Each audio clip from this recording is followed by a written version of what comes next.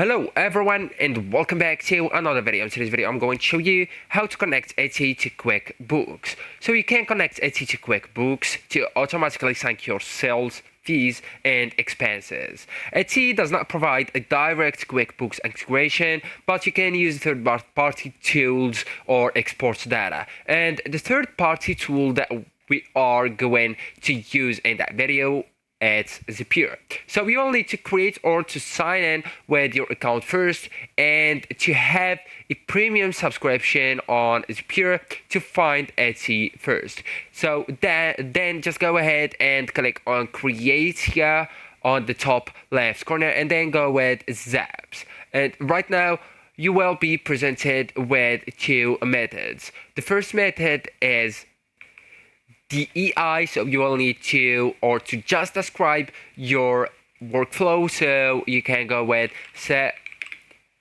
Etsy as a trigger and QuickBooks as an action.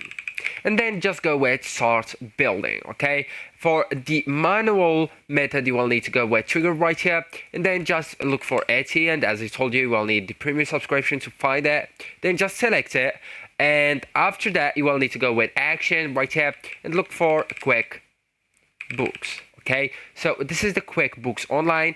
Just select it and then go with action events. You will find multiple action events right here. So you all need to choose what you want. So that's up to you. And then just go with account section right here or option, and then just click on sign in and sign in with your QuickBooks account.